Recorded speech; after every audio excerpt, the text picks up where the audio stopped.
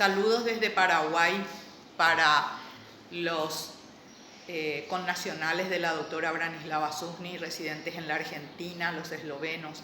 Saludo a los paraguayos residentes también en la Argentina. Y saludos especiales y agradecimientos al embajador de la República de Eslovenia, concurrente para Paraguay, el señor Alan Bergant, a la ministra Petra Šešem, al embajador de la República del Paraguay para la Argentina, Julio César Vera, y a la ministra Lourdes Espínola, que nos invitaron para que podamos participar en este recordatorio de la conmemoración del natalicio de la doctora Susni, 100 años de su natalicio que se cumplió el 28 de marzo pasado. Me gustaría primero recordar que la doctora Branislava Susni justamente llegó a Buenos Aires, llegó a la Argentina en el año 1947. Fue allí donde comenzó sus primeros años hasta el año 1951 que llegó a Paraguay. Llamada por el doctor Andrés Barbero, quien estaba ya enfermo, y el primer director del Museo Etnográfico Andrés Barbero, el doctor Mack Schmidt, ya había fallecido unos meses antes. Y entonces la llamaron a la doctora para que pudiera continuar esta obra de un museo que se había sido fundado el 21 de junio de 1929. El primer director, el doctor Mack Schmidt, le dio su carácter etnográfico y comenzó para ordenar las colecciones que el doctor Barbero había juntado, había conseguido, había comprado inclusive, y también las colecciones que recolectó el doctor Mack Schmidt.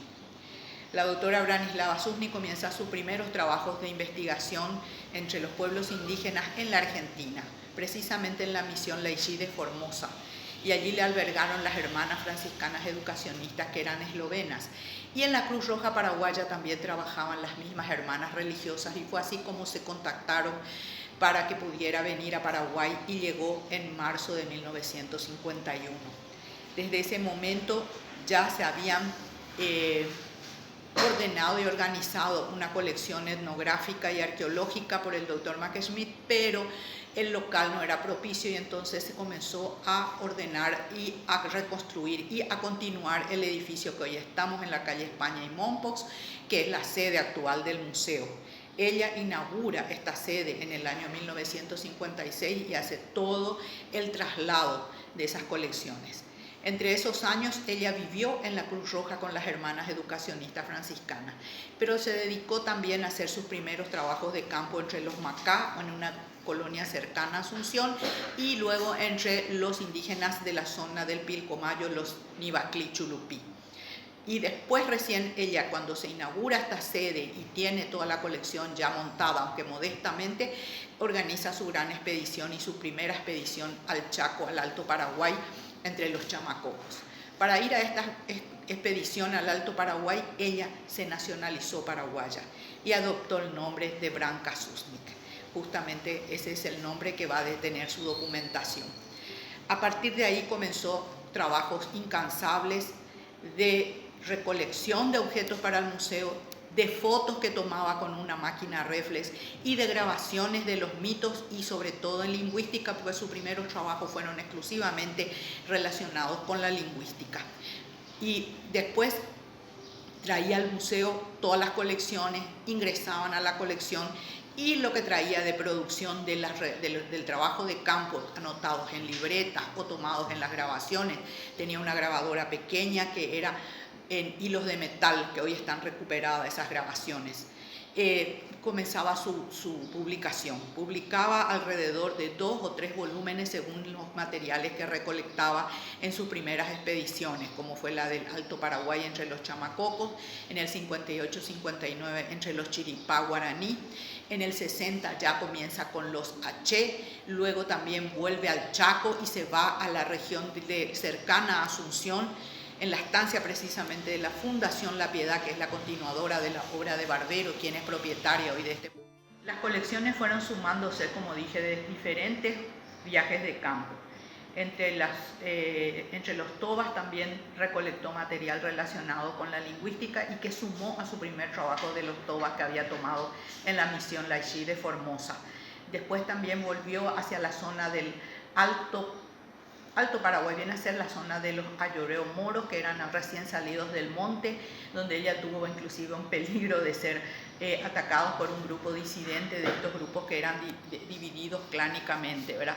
Y entre los ayoreo ella también trabajó la cuestión de lingüística, muchos materiales etnográficos que sumaron al museo.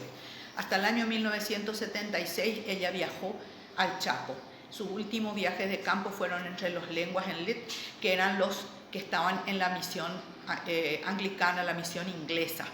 Y después ya se dedicó exclusivamente, entre medio de ellos inclusive también, a los viajes de gabinete, a los trabajos de gabinete, perdón, en el museo, y a los de investigar para la etnohistoria, que fue su otra gran aporte al Paraguay, el de los 3 tomos del Indio Colonial. Viajó a Bolivia, viajó a Brasil, viajó a la Argentina, investigó en los archivos de diferentes lugares y también en las bibliotecas.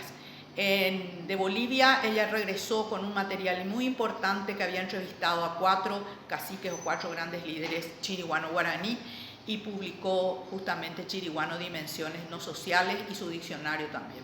Desde los chamacocos también hay diccionarios, y luego comenzó los trabajos relacionados con el material que fue lo más importante casi en la etnohistoria, que son los 3 tomos del Indio Colonial. El Indio Colonial del Paraguay, el primero es sobre los guaraníes, el segundo es sobre los 13 pueblos de las misiones jesuíticas, y el de los guaycurú, chaqueños. Luego ella comienza también a relacionarse con los trabajos, con la historia social del Paraguay. Para la historia social del Paraguay trabaja muchísimo en el Archivo Nacional de Asunción. Luego también viajamos a Buenos Aires en 3 oportunidades para trabajar en los diferentes archivos, y produjo lo que le llamó ella a su colección una visión socioantropológica del Paraguay de los siglos XVI, XVII, XVIII y XIX. Salió en el año 1990, 1992 y 1993. En el año 1988 yo entré al museo como secretaria de la doctora Sosni. Voy a ir un poco más a las cuestiones más personales, porque allí viví día a día como ella trabajaba. Ella se dedicaba exclusivamente ya a escribir. Todo el día investigaba y escribía, y salía poco. Ya prácticamente al final ella salía solo a almorzar al emblemático Bar San Roque y luego volvía. Su día era desde la mañana temprano tomando su té y yo su café, un café que ella me ofrecía, y poder comenzar sus investigaciones. Primero me pedía los libros que iba a usar, buscaba en la biblioteca, comenzaba con sus cuadernos, porque ella para escribir un libro prácticamente lo escribía 4 veces.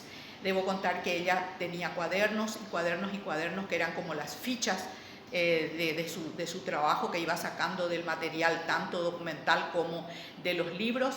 Luego ella hacía lo que le llamaba las fichas temáticas, porque le daba un orden con un índice que ya hacía estimativamente el índice de que iba a quedar el libro. Cortaba las hojas de papel a lo largo, y eso eran sus fichas, y como un rompecabezas la ficha armaba según la temática, ponía todos con clip, y aparte comenzaba a escribirlo a mano. El libro ella lo completaba íntegramente, lo que se conoce como manuscrito. Estaba escrito a mano todo, se encuentran en carpetas coleccionadas todos sus libros, todo a mano, y luego comenzaba a pasarlo a la máquina. Cuando pasaba a máquina, ella tenía una máquina con la que ella durante el día comenzaba sus trabajos en la sala de lectura, y cuando yo terminaba mis horas de trabajo, ella tomaba su máquina en la mano y se iba hasta su piecita, donde era su dormitorio, que más que un dormitorio era su escritorio. Allí ella seguía trabajando. Por eso que yo digo que a veces ella creo que ni dormía, solamente escribía y comía muy poco, y fumaba, por supuesto. Y a la mañana cuando llegaba, ella volvía con su máquina a escribir, se ponía en la sala de lectura y pasaba todo a máquina el libro. Hasta que ella falleció, todos sus libros quedaron escritos en esa forma, en 4 versiones, en las fichas, en los cuadernos, las fichas a lo largo en papeles para darle el orden que ella hacía de su índice, totalmente escrito el libro en manuscrito y luego pasado a máquina para llevarlo a la imprenta. En ese momento en la imprenta se tenía que hacer otra vez el original, que lo leíamos con ella prácticamente todo, 3 veces hasta que quedaba el libro listo para ser publicado. A su fallecimiento quedaron 2 libros escritos en manuscrito, uno de ellos sí pasado a máquina, el segundo quedó la mitad, 40 páginas quedaron escritas a mano y más o menos alrededor de unas 100 páginas siguientes quedaron escritos en manuscrito, que es el de tendencias psicosociales y verbomentales de 3 lenguas chaqueñas, y lo tuve que pasar a máquina de escribir porque todavía no teníamos computadora cuando ya falleció en el 96. En el 97 se terminaron de hacer y se publicaron estas 2 obras póstumas de ella. En el año 1995 ella comenzó a sentir sus problemas de salud. La acompañábamos, la llevábamos al sanatorio con una amiga que es la que nos acompañó todo el tiempo, una exalumna, Julia Pereira, siempre tengo que recordarla porque me acompañó hasta que ella murió. Y hasta que el 14 de abril del año 96 se internó para fallecer el 28 de abril.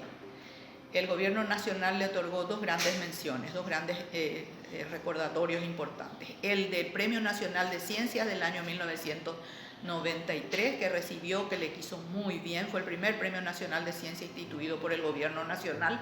Y en el año 1996, precisamente el 14 de mayo, el presidente le entregó al presidente de la Fundación La Piedad, representando a la doctora Zubnik, una condecoración póstuma condecoración en el grado oficial. Ella se enteró de esta condecoración. Antes de fallecer se le habían comentado que ella recibiría esa mención. En realidad que tantas recordaciones y todo no es suficiente para ver la gran obra de ella. La obra de ella es inmensa.